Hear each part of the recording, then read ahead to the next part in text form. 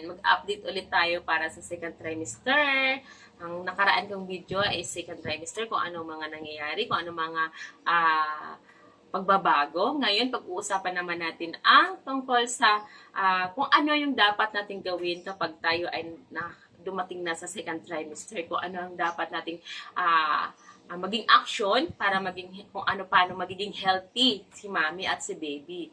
Unang-una is sundin natin yung tamang check-up. So, kailangan naka-check up tayo kung ano yung mga test na pinapagawa sa atin ng doktor. Sundin natin para naman at least magiging healthy tayo at maayos ang paglaki ni baby sa ating mga tummies.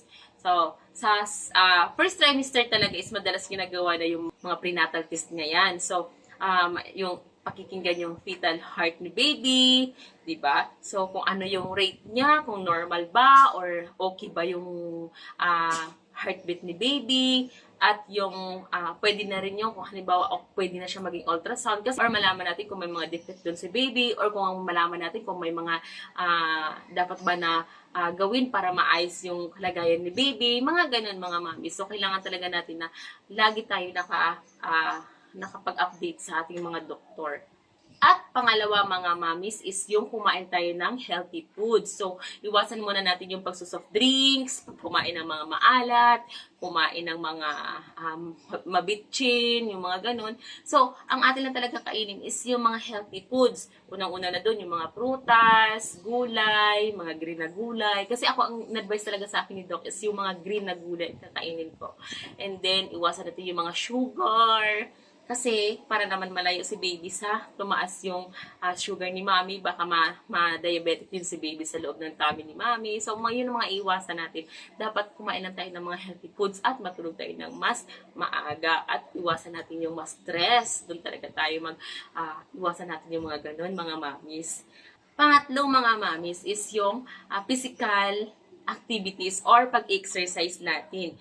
So, dapat iwasan natin yung talagang mabibigat na pag-exercise. So, dapat yung para lang talaga sa mga buntis na mamis, yung gawin nating activities, physical activities, di ba po? So, unang-una dito yung paglakad, tapos dapat yung paghiga natin sa gabi pala. Basta left side lang talaga siya. Basta kapag nakagising ka ng naka-right side ka o nakatihaya ka, mas matagal yung paghiga mo ng left side compare dun sa right side or nakatihaya ka. Kasi mas maganda daw yung position ng left side ang higa. Mas maganda daw yung para kay baby. And uminom tayo ng mga vitamins na nireresita sa atin ng doktor. Huwag natin kalimutan na uminom. Dapat nasa tamang oras at tamang pag-inom ng vitamins para naman healthy ang ating mga pagbubuntis. So, pangalawa, uminom tayo ng maraming tubig. Ito na yung una kong sinabi doon sa unang vlog ko, na uminom tayo ng mas maraming tubig dahil yun ang kailangan ng ating katawan habang tayo ay nagdadalang tao at maiwasan natin yung magkaroon ng UTI. At pangalawa, agad na pumunta tayo sa ating mga doktor kapag tayo ay may hindi magandang nararamdaman. Para naman talagang ma-secure yung ating pagbubuntis na walang hindi magandang kalalabasan. Sana kung nagustuhan nyo ang video na ito at kung may natutunan kayo, please subscribe, like, and share at mag-comment na lang kayo sa baba kung may comment kayo at may mga katanungan kayo. Maraming salamat. Sana ay palagi lang tayo ay nakasmile at kung tayo may problema, huwag pa stress kasi tayo ay buntis. Maraming salamat. Mami Ice TV here.